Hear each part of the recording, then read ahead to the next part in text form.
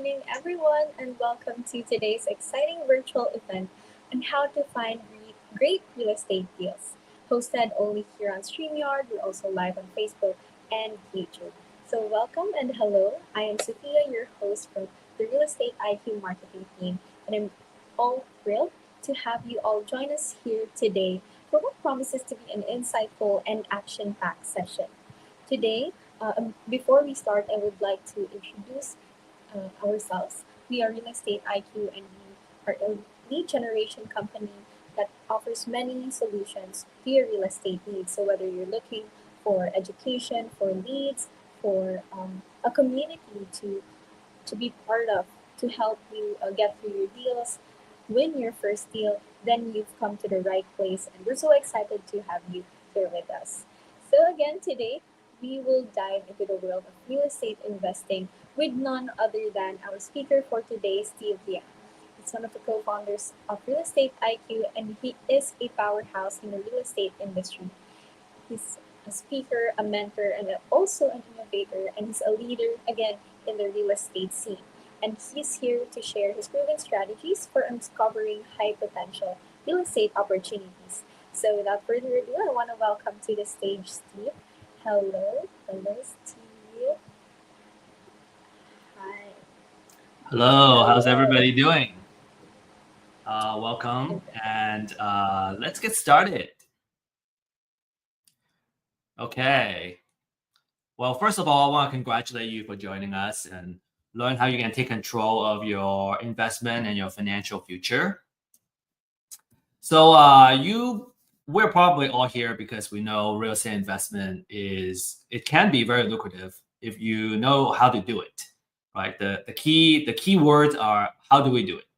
And you probably personally know somebody who has invested in real estate and have made a big gain over time. They have made big profits, or they have built a substantial wealth through real estate. So the question is, how do we get into this real estate game? So we're going to learn a lot about the game and how do we make big profits. What are the ways to make these big profits? And a lot of details of how we do it. So first of all, a couple of success stories just to kind of show how lucrative real estate investment can be. Here we have a success story. I believe it's in Dallas. We're looking at $46,000 of profit. This is in Carrollton, which is, I believe, it's in Dallas County, the part of Carrollton that's in Dallas County. The other one is in Dallas, $85,000 in profit. Some people make that much in a year, right? In a yearly salary, or maybe some are, it could be an aspirational number for some folks. So in just one deal, you can potentially make this much. So the natural question is, how do I find these deals and how can I make money from these deals? So we're going to talk about all these, and we're going to dive in detail today. So my promise to you is that at the end of this webinar, you'll understand how you can find great deals. You understand the formula that you use to identify the deals.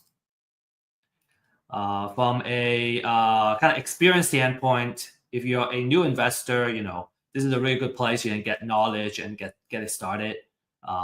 Actually, we just had a last module and a couple of questions that we have, which is about, how do I make sure that I'm giving an offer, or am I gonna figure out what is a good deal? So we'll be addressing that.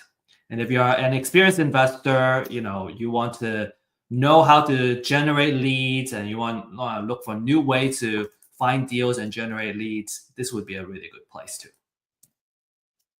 From an exit strategy, finding deals is the start of everything, right? Lead generation. So wholesale, fix and flip, buy and hold, it all applies. So just a reminder, I have found that turning off notification and distraction is a big part of productivity and focus. And so just want to encourage you to do that. And also use the chat to introduce yourself.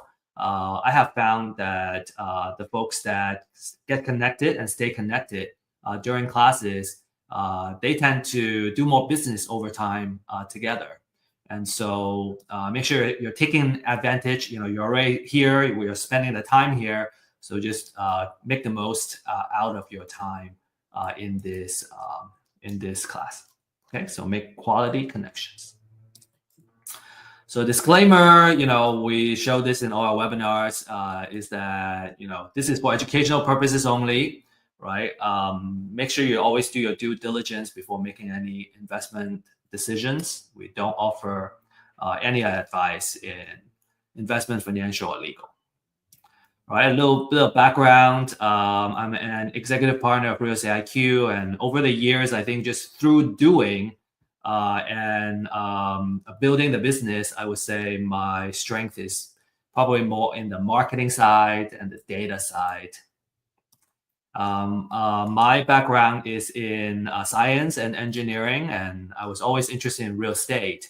And I have family who have, I guess, thrived back in the days in real estate. So I always thought, okay, how do I get into real estate? Because if you're doing the right thing in real estate, you can generate a lot of cash flow, and it could be a really good way of making a good living and also making a difference in your community. The problem I found was that in real estate, it's hard to find knowledge. Just in real estate in general, I remember buying my first property as a homestead. I learned a lot from the real estate agent that I was working with. But it's very hard to find that information online or elsewhere.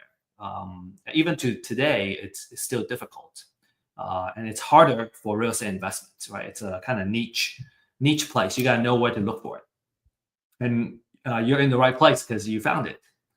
I also found that for data and technology, it's hard to do that, find that for real estate investments. It's been getting a little bit better, but I think there's still a way to go.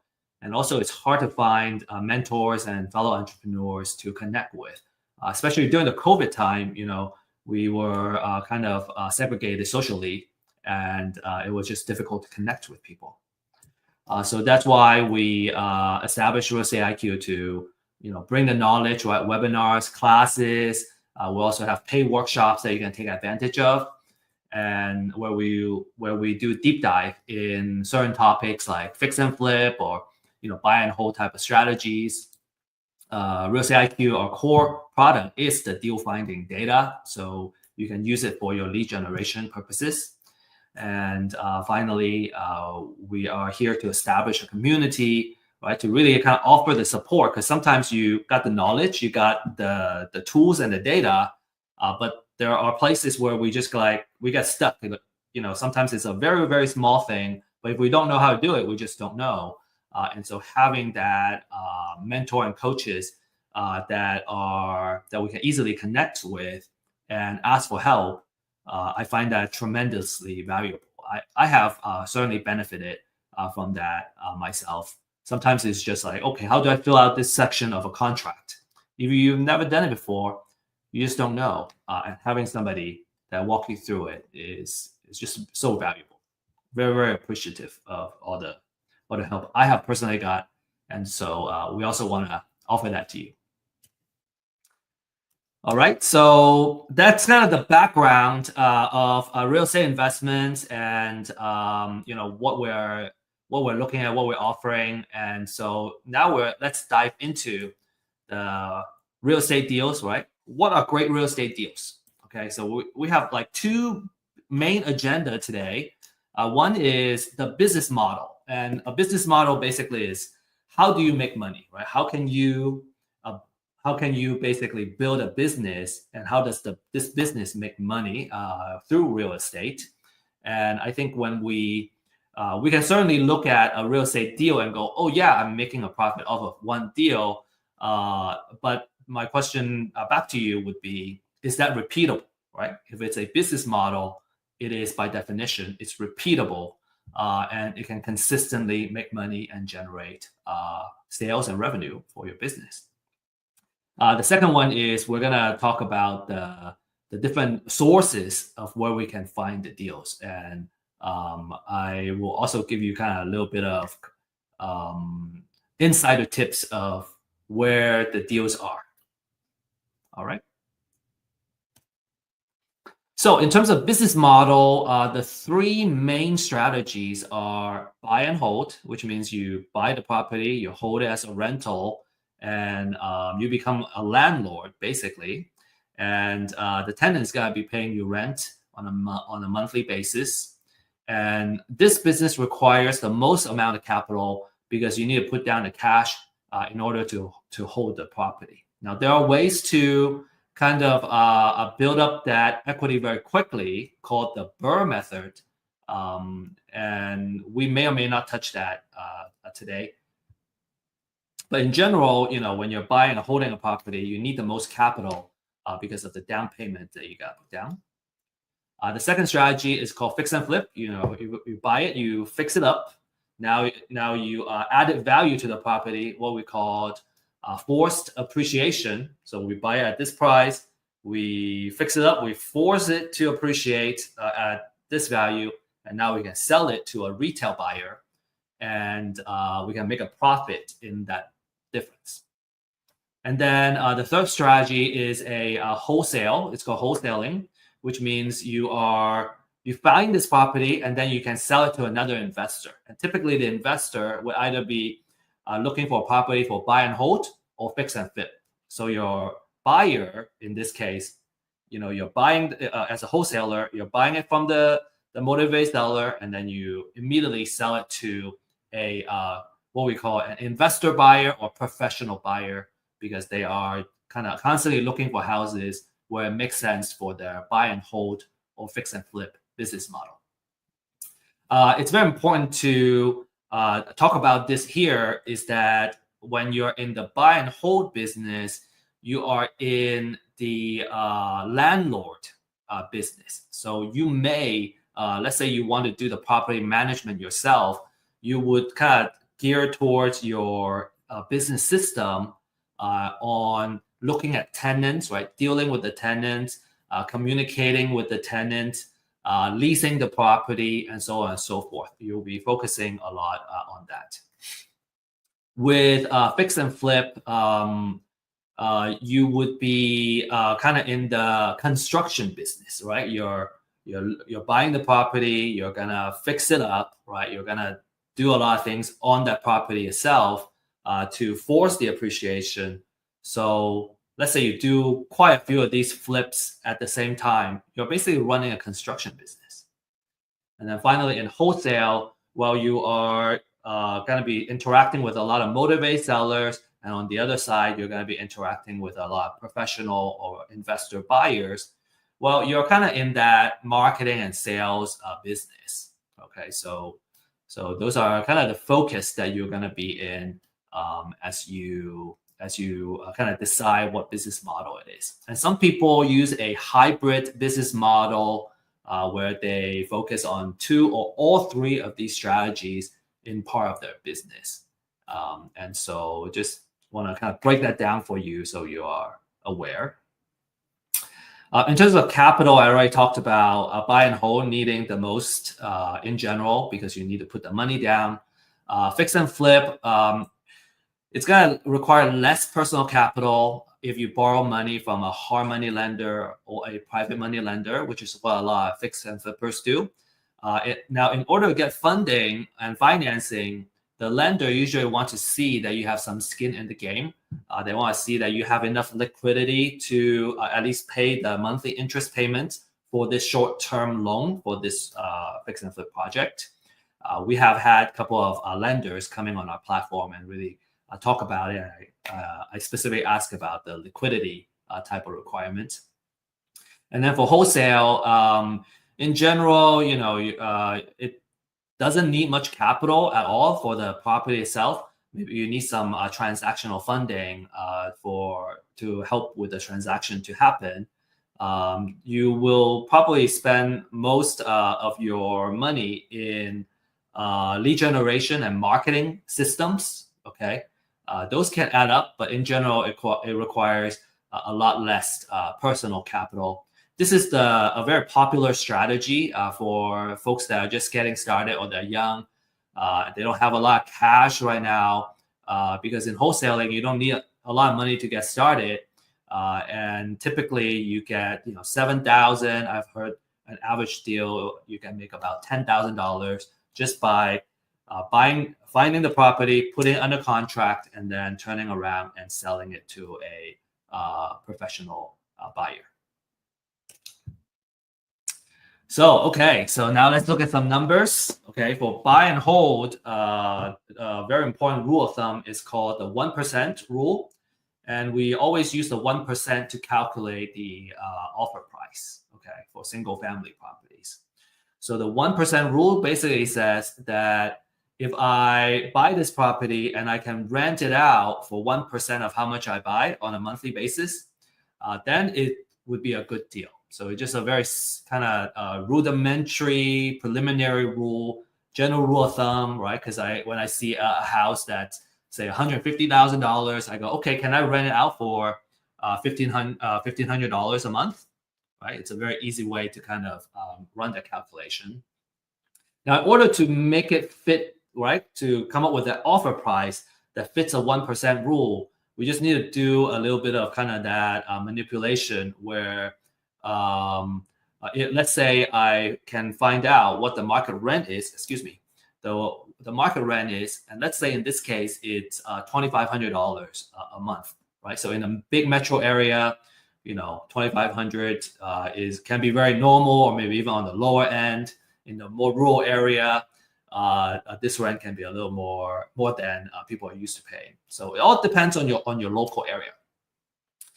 So let's say the rent is $2,500. So I multiply that by 100, right? Because I want that 1%. And so now I come up with a number which is 250,000. And now let's say I need to fix up this house, and it's gonna cost $20,000 to put paint, a new carpet, all that stuff in place. Then when we subtract that from the 250, then I would know that my distress offer is $230,000.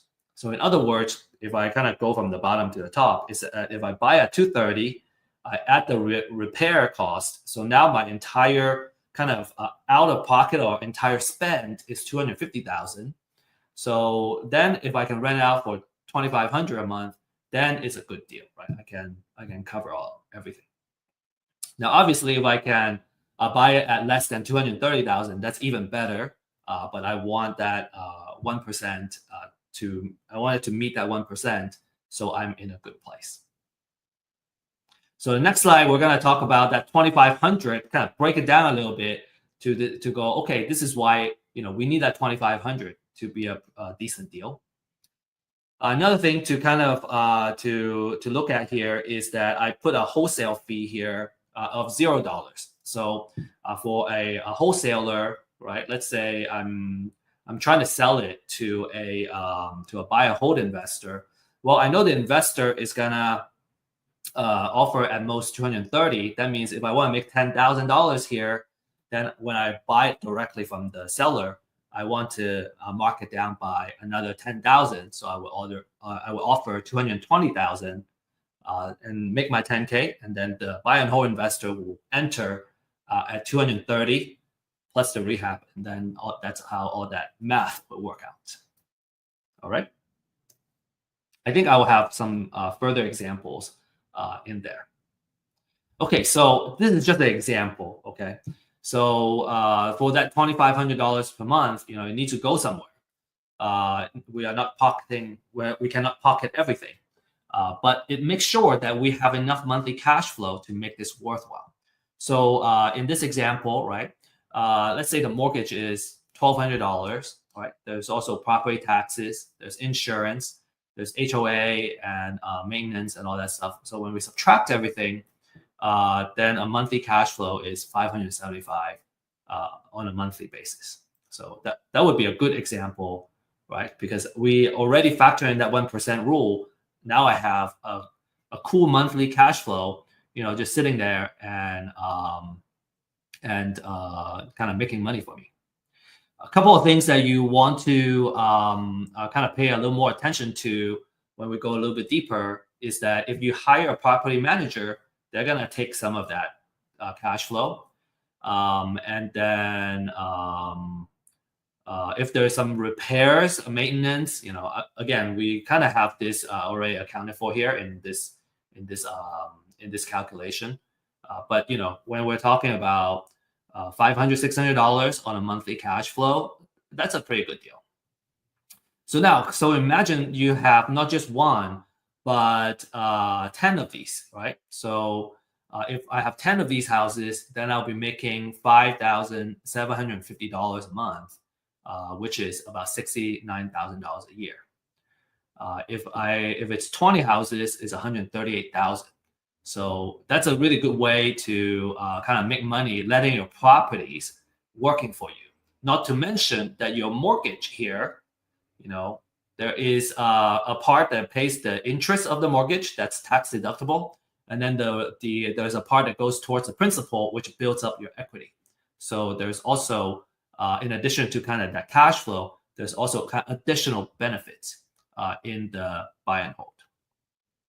And like I said, you're in the landlord business. You either be working with a property manager or you're going to be property managing yourself, dealing directly with tenants, and you'll be paying a lot of attention about getting the place leased at all times, right? The vacancy can kill your profits. So you want to make sure that you have a good occupancy. You want to make sure the place is leased and constantly producing and generating cash flow. So vacancy and tenant quality are typically the two key things that you want to watch out for, because if you don't, it can eat up your profits. Okay. And I personally have had experience where vacancy takes away, it's like a property sitting vacant for like 5 months, and now for the year you get a loss. Okay, so really kind of pay attention to it. So really stress that buy and hold is a great wealth generator. So if you can find a good deal, you can afford to hold on to it. Many things are working for you to help you build wealth. Number one is the cash flow. We just kind of talk about that. The second one is that you have appreciation, and it can hedge against inflation. You have the natural appreciation, which is the property value naturally goes up.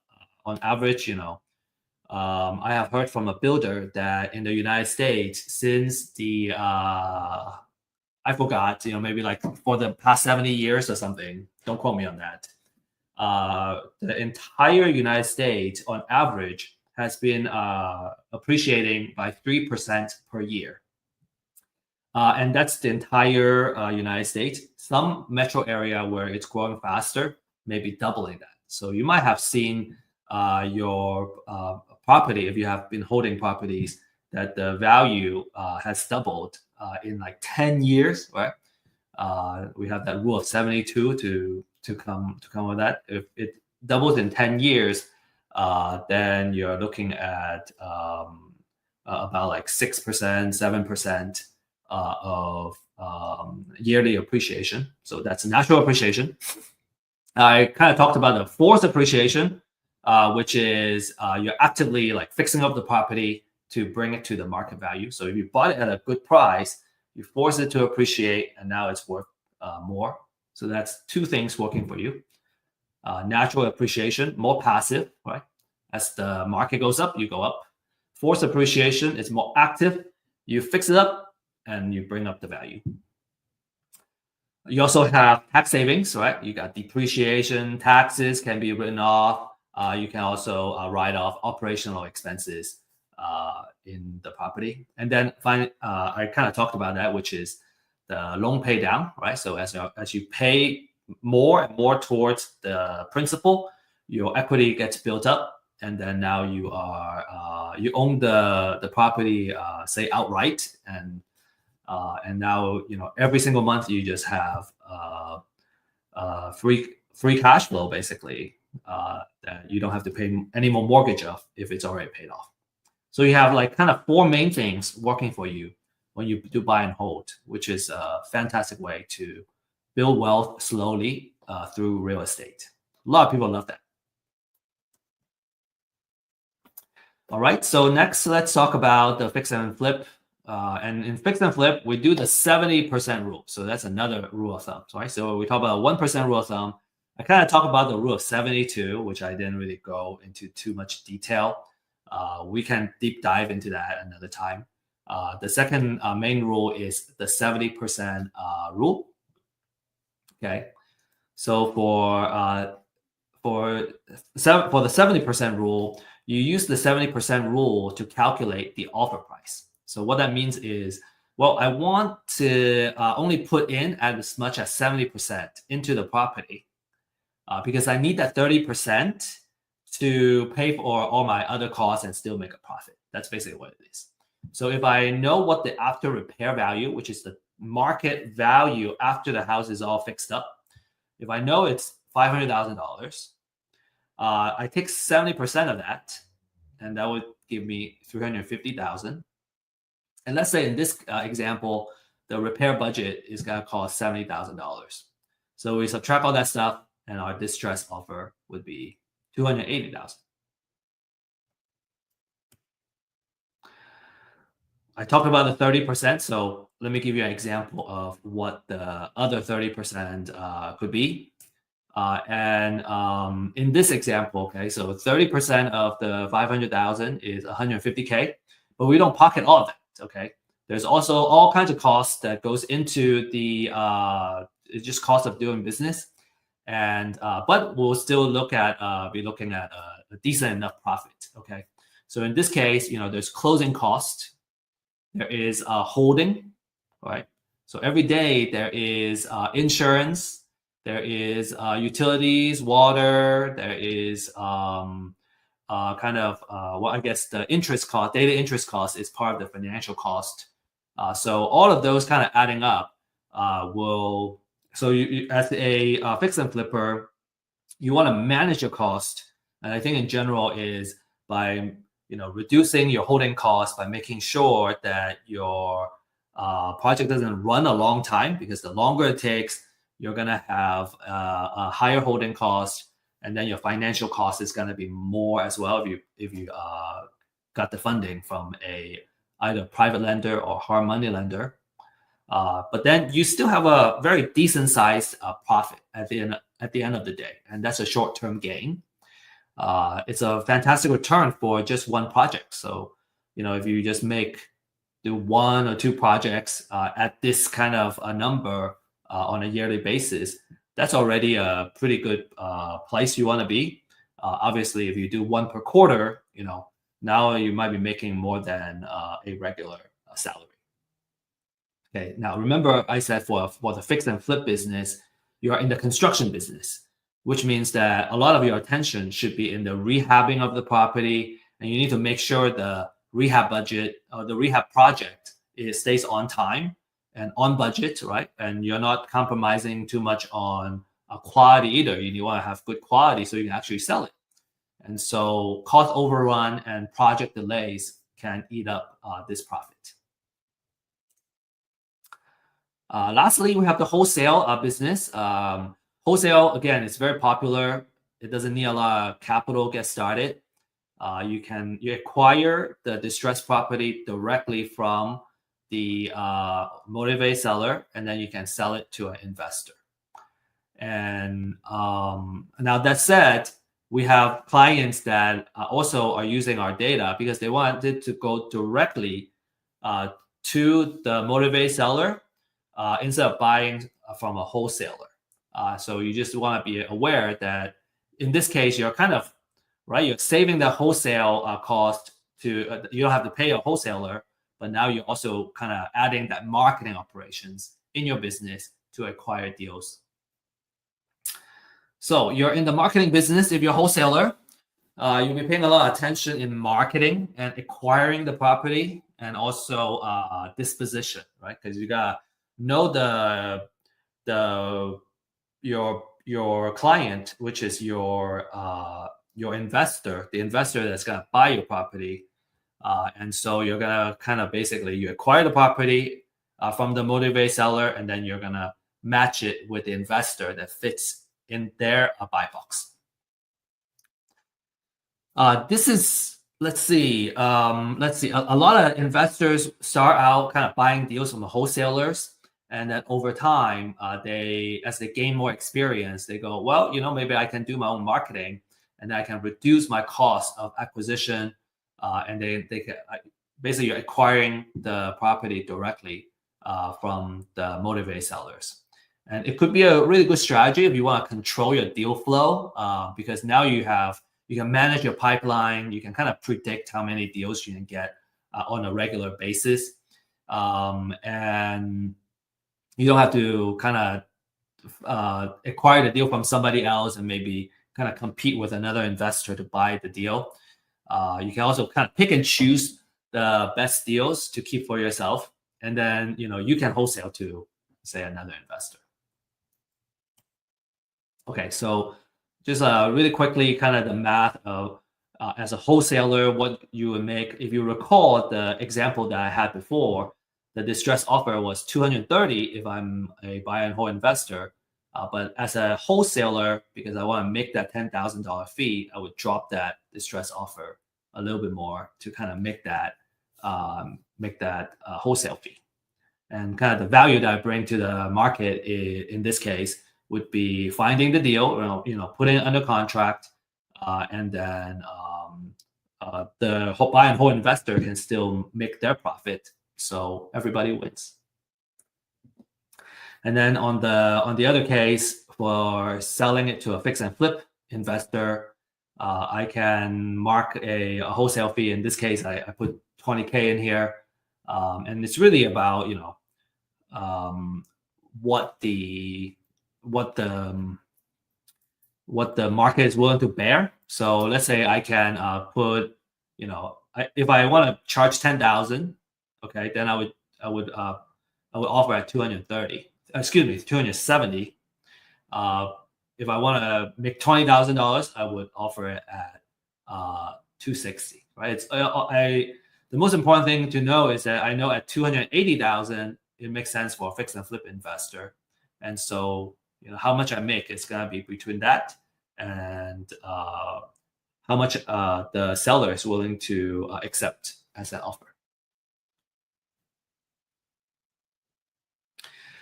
Okay, so another side I want to offer is just another perspective, is that let's say I'm the fix and flip investor, right? And I'm doing this marketing myself. Well, instead of offering 260, I can offer up to 280,000. So I'm going to be more likely to win the deal if I'm competing with a wholesaler, and because I can offer more money. And so I have a little bit of an edge if all things are being equal. So that's also why some of our fix and flip and buy and hold clients, they wanted to do the marketing themselves, because they're more likely to win the deal because they don't need to make the wholesale fee. Okay, so to recap kind of this first half of the webinar, buy and hold, you're in the landlord business, you need the most capital to get started. And maybe right now is a good time to say that there's a way, let's say you're buying a distressed property that needs to be rehabbed.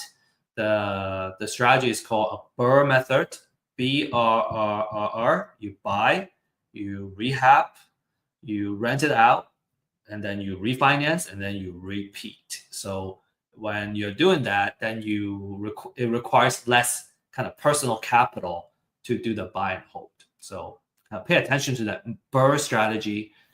We have material that talks about what BRRRR is. We actually have an ebook about BRRRR, and you're welcome to look for that and download that on our website.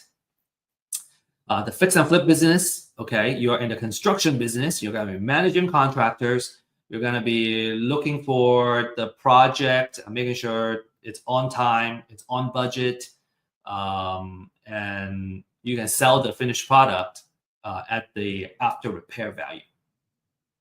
Okay, and then wholesale, you're in the marketing business. It's about how many leads you can reach out to, and also closing the deal, and then turning around and finding a buyer for this particular property. So you can make your wholesale fee. All right. Okay. Here is the secret.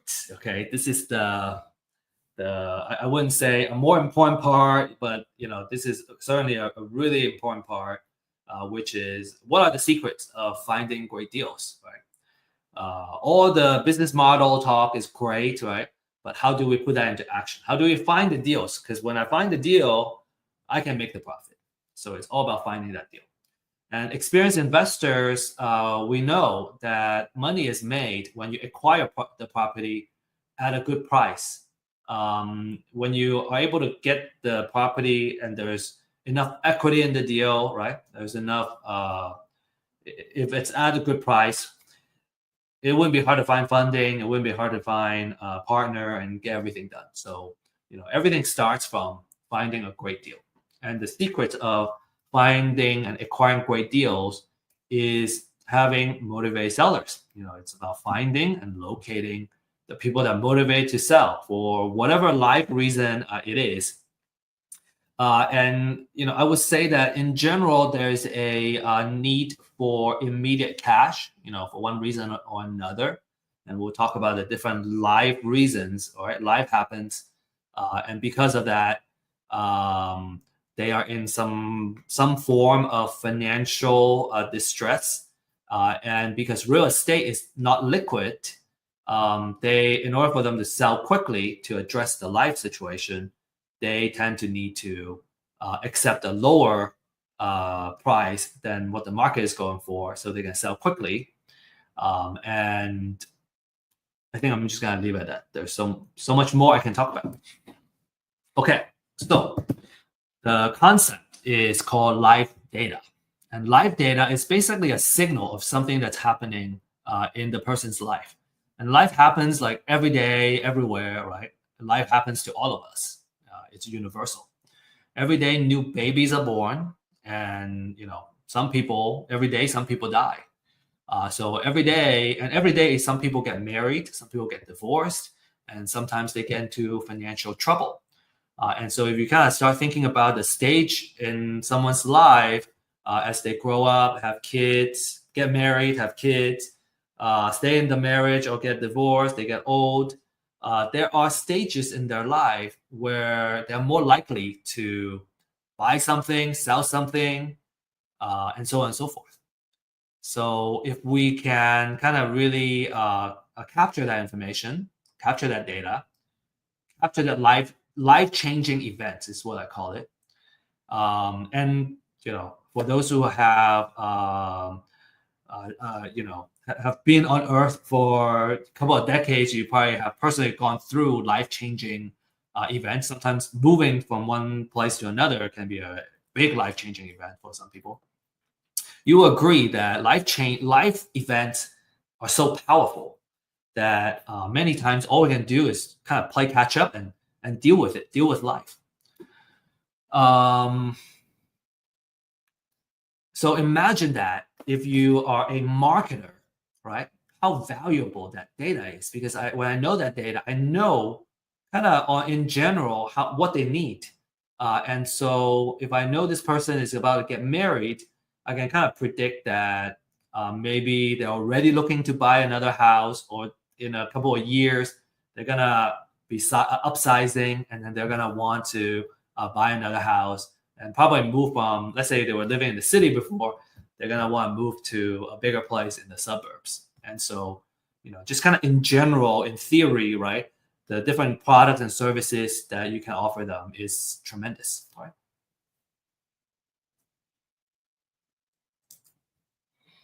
So to find motivated seller, we want to get our hands on some aspects of their live data that tells us that, hey, they want to sell. So first of all, they should be owning real estate, right? And then there should be some kind of financial distress or motivation to sell. and they need to sell really fast in order to get out of a bad situation. And we'll talk about the different motivations shortly. And that's actually the next slide. Okay, so we'll talk about the different motivation, and I call it the different sources of motivated seller. Okay, so the different type of live data that matters in real estate and for real estate investors. And you can imagine like this is the kind of data that also makes sense for a real estate agent. If you're in the listing world, you're looking for folks that are motivated to sell. Now, some you can help as a listing agent. Some are a little bit harder to help. Say it's like a foreclosure and they get foreclosed very quickly. It's much harder to sell, truthfully in the MLS market because they just need to sell quickly. Okay, so the first one is the pre-foreclosure. Okay, because their house is about to get foreclosed. They're about to lose their house in an upcoming foreclosure. And it could be next month, it could be a month from now, and all that. We want to know what the auction date is on the property. A lot of investors, they love this list. It's actually one of our kind of most popular lists because these motivated sellers, they're in a desperate situation where they need to sell really fast. So for pre-foreclosure, you're reaching them because before their house hits the auction, and you can directly negotiate with the buyer. Let's see. So a couple of experience I can share is we had a candid REI kind of joining us and sharing how they market to the foreclosure pre-foreclosure list, and their approach, which I find is much better too, is that obviously you can just approach them and go, hey, you want to sell your house. And you may get a lot of bad words and hostility thrown back at you because, in a normal circumstance, who would want to sell their homestead, right? Some people want to, and then they welcome that conversation. Some people may not want to. And I have found what has been useful has been that if we position ourselves as their advocate, we can position us as, because most people don't want to go through the foreclosure. They want to stop the foreclosure. And so a really good approach that I found useful is to create the mindset, right? First of all, having the mindset and also having marketing material that helps them stop their foreclosure. And be a resource for them. Kind of go through the different ways that they can potentially stop their foreclosure, build that trust. And maybe there are times where you go through that and they don't need to go through the foreclosure anymore.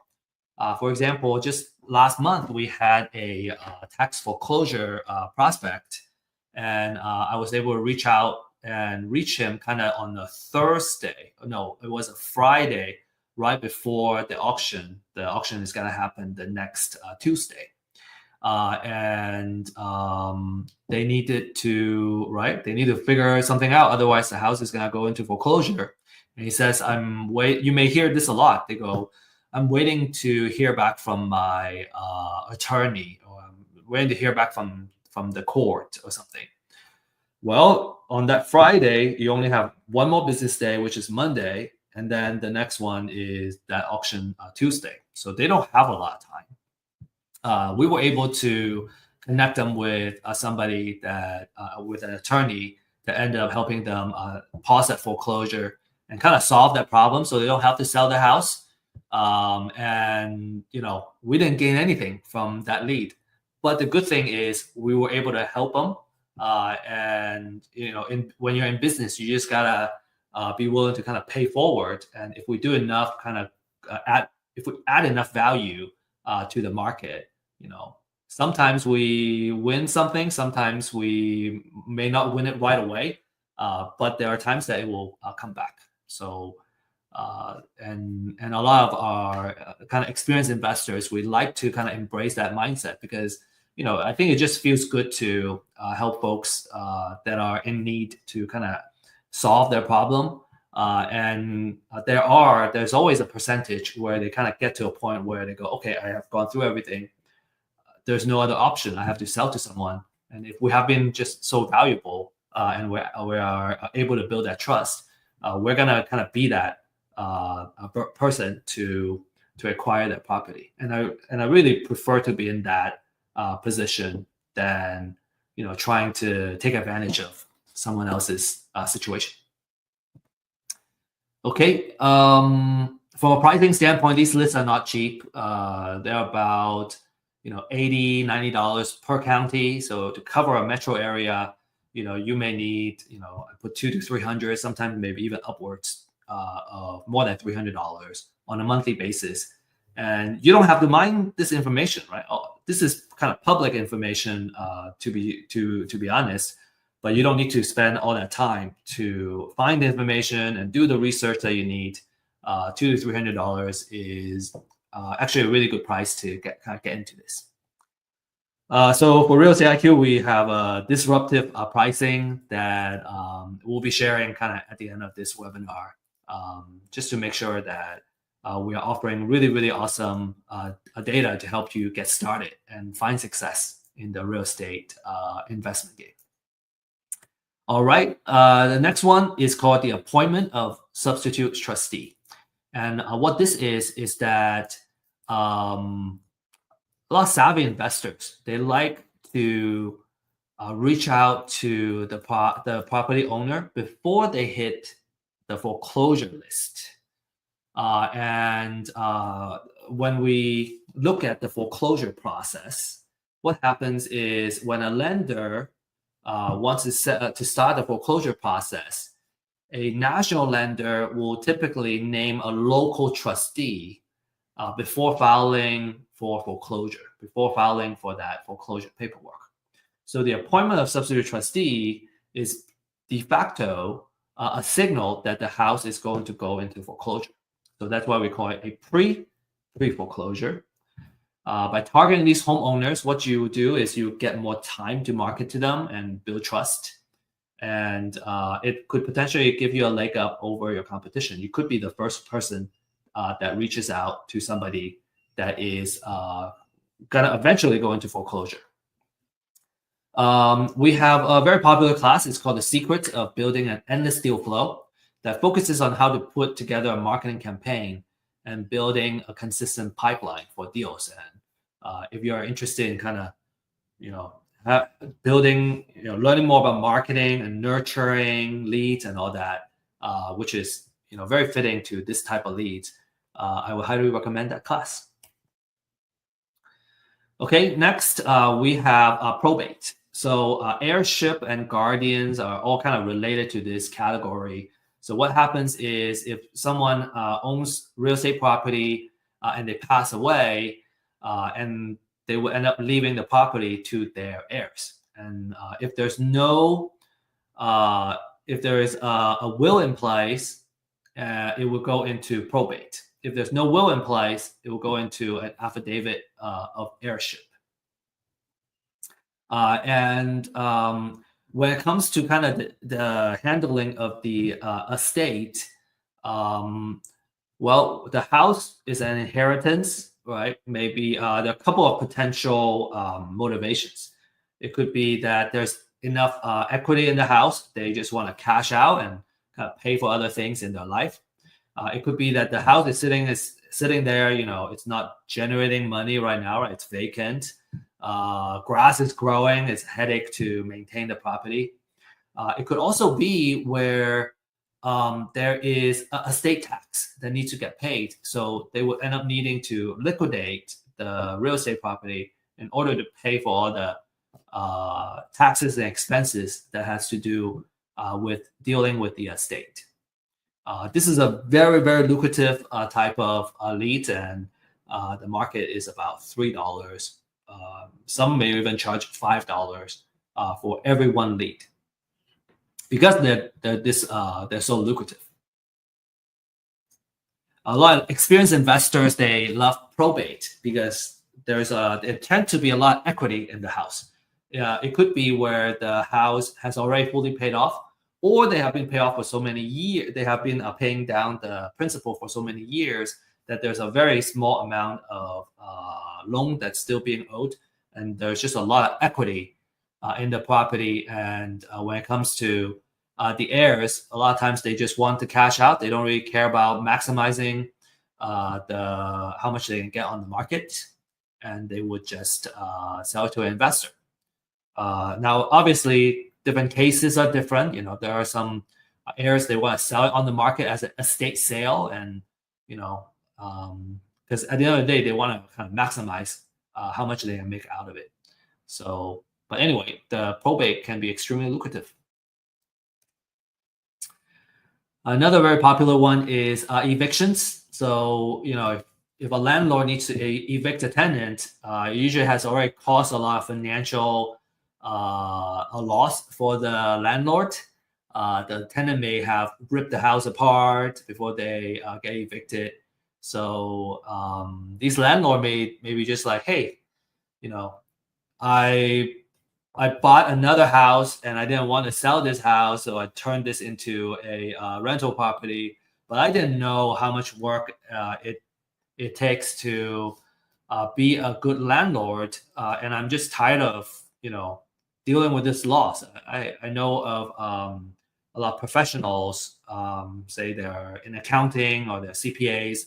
They just don't love being a landlord, and so they just want to exit, and that's also a very good motivation to purchase the property from them. And another potential scenario is it's a landlord that has a portfolio. This is a professional landlord, and they just want to cash out and then retire. And that's also a really good opportunity for you.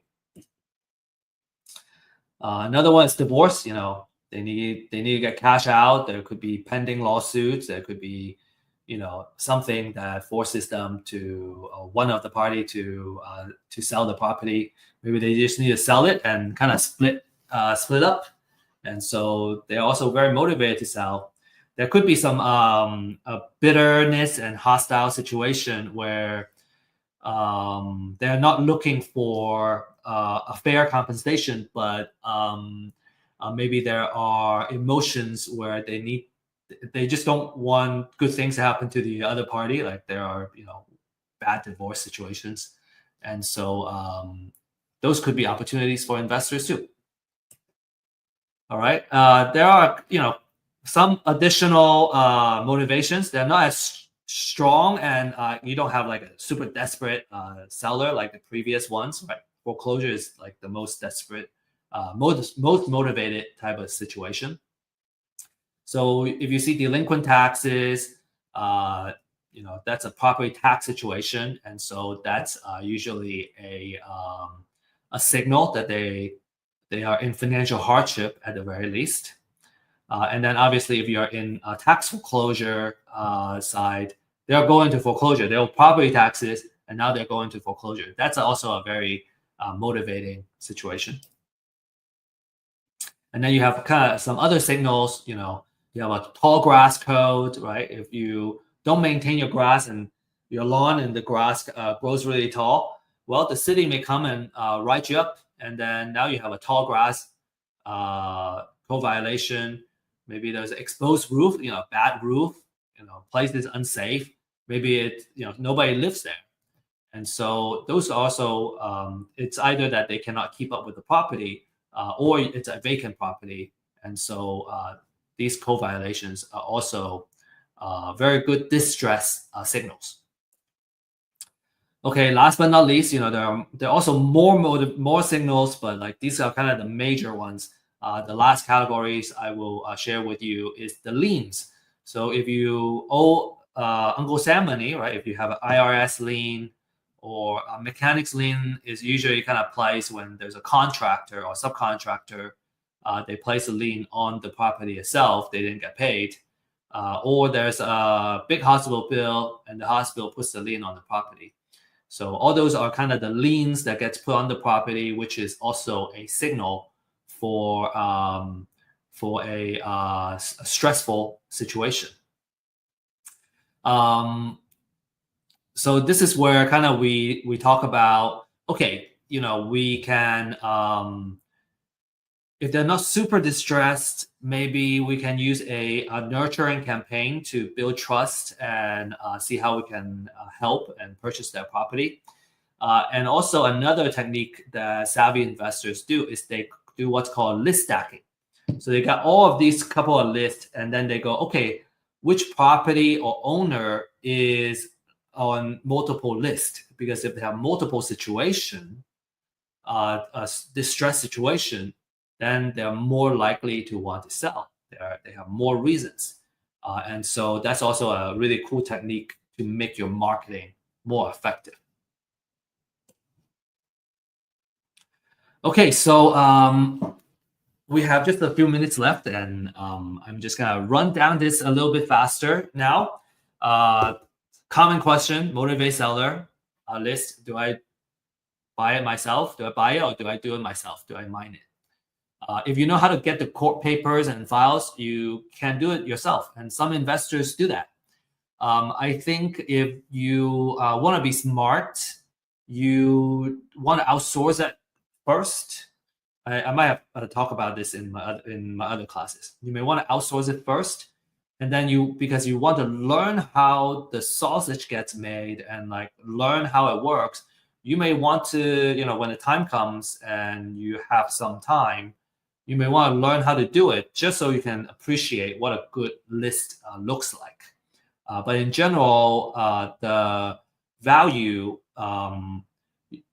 because it doesn't cost that much for this motivated seller lead list, we generally recommend our clients and our members to outsource this, buy the list, and focus your time and energy in marketing and outreach, right? Doing cold calls or do driving, door knocking, what we call door knocking, on these motivated seller list.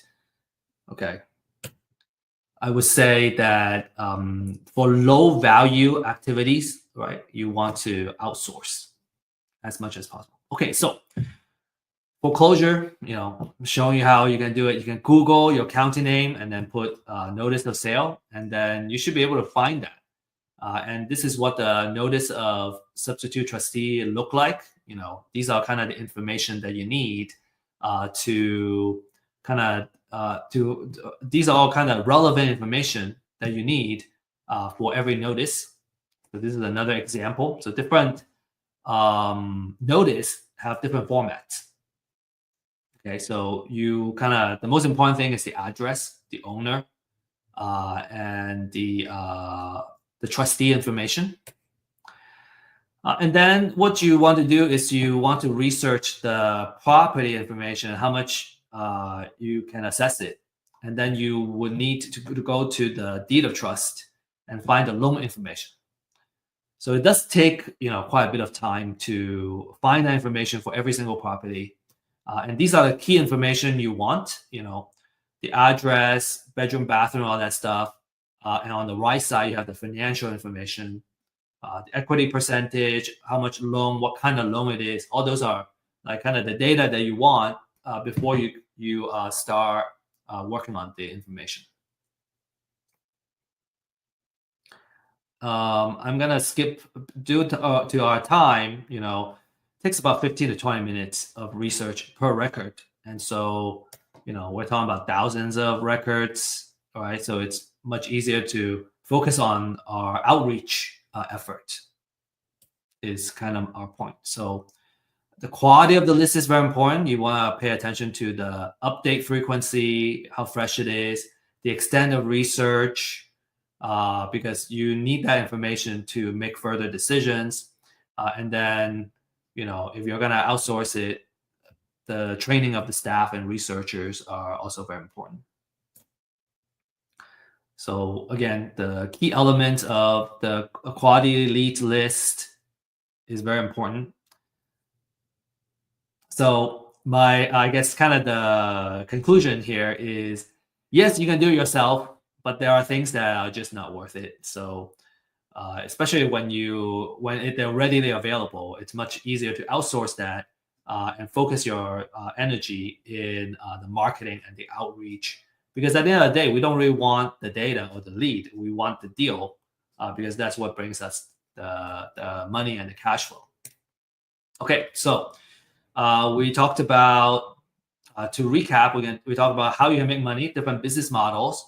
We talked about how you can find great deals, and then we also talked about where you can get off-market leads. Okay, so a couple of success stories. I already showed these. Success story number 1, number 2, and number 3. Tens of thousands of dollars. These are outsized profits. I just want to maybe make a small disclaimer that not every deal looks like this. These are like really good looking deals.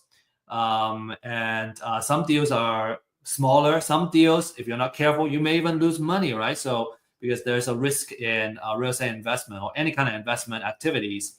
So just make sure that you have the right support and you know what you're doing before you get into real estate investment. But these numbers are certainly very, very motivating for me as an investor. So how do I get started, right? I think a lot of common questions is, I learned all this stuff. Okay, how do I apply it? So number 1 is get a pre-foreclosure list. You can get other lists. I find that pre-foreclosure, people are more likely to get traction quickly. And the more quality information, the better. And for Real Estate IQ, we offer a first-hand data. Okay, so we mine the data ourselves. So you get the freshest data available. You get the extensive research. We went to 3-4 different sources to come up with the information to get the estimated equity. And then for a limited time, you still can access this disruptive pricing. Number 2 is to find a mentor or coach that can really hold your hand and walk you through it. You can certainly do it yourself. It's just so much easier to have somebody that we can reach out to, because I think it's easier when we don't have to repeat the same mistakes ourselves. And then when you're really serious about a particular property, you want to be able to do the title research and see all the liens that's on the property. And the cost is between $40 to $75 per property. You may be able to skip that if you're gonna close the property with a title company. They can do some of that research, but you usually need to have the contract in hand and you're ready to close before that happens. So a couple of success story. Justin got new leads, right? A steady flow of influx of new leads to get started. Ismail, an average deal of $8,000. He made 10 transactions already. And then Daryl, got 2 deals under contract.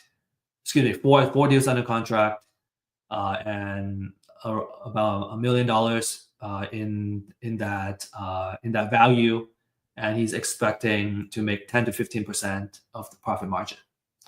Okay, so if you're interested to learn more, learn more about real estate, ask about our community membership, and what are the next steps. We're here to guide you.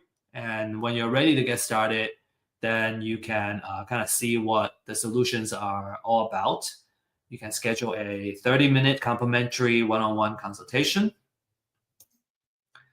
And if you need help closing your deals and whatnot, we have folks that can partner with you and help you with these deals. And so you just need to send an email out to me. Finally, is a couple of additional things you want to learn by doing. And so we have a online meetup that meet on a Friday base, every Friday at 9:30, where we teach about different ways of investing, and especially if you have a deal that you don't know how to do, you have a lead, we can give you the coaching and what the next steps are to keep the deal moving, all the way where you can close and dispose and make profit of your deal. Very, very last thing, we hope you learn a lot from this class, and if you did, please scan this QR code. Give us some feedback. How can we make this event more? How can we make this webinar more valuable for future attendees? And for filling this out, we'll also give you a special gift. Okay, that's all we have. And I want to say best of luck and happy investing. And I'm ready for questions as well, if we have questions.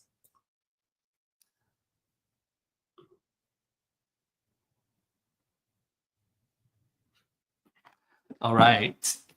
We have a couple of questions here. Okay, some recommendation ask. Tracy is asking, can you repeat again what we can do as an investor? I have low capital, just starting. I would say wholesaling, it would be a good way to get started. It doesn't require a lot of capital.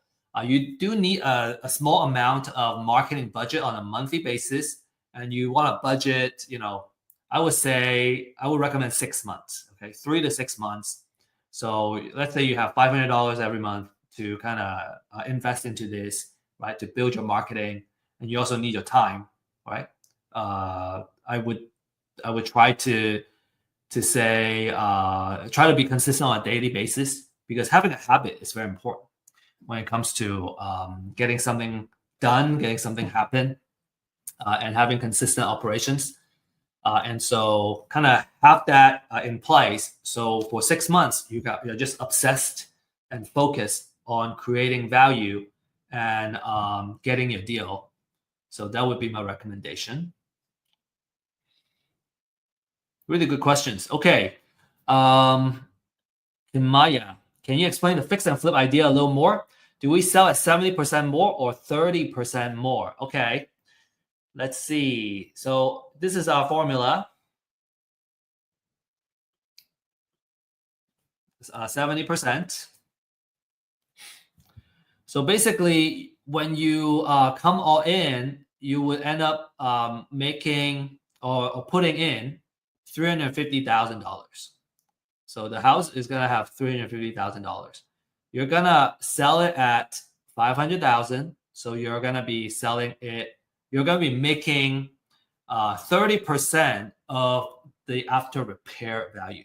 Okay, that 30% is how much your kind of gross profit is. And I say gross profit loosely because it's not exactly what it is, but you make that 30%, and that 30% goes into paying your other costs, and then you get your gross profit. What marketing do you use to do on your deals? We are using cold call. So basically, what we do is we sign up for the premium plan that has phone numbers, and also comes with email addresses. So that helps us do the outreach of phone calls and also emails. Some people use mass texting as an outreach. I have also used Facebook ads, and those help. Okay, Craig asking, does forced appreciation still work even though the community is not attractive for investors? Does forced appreciation still work?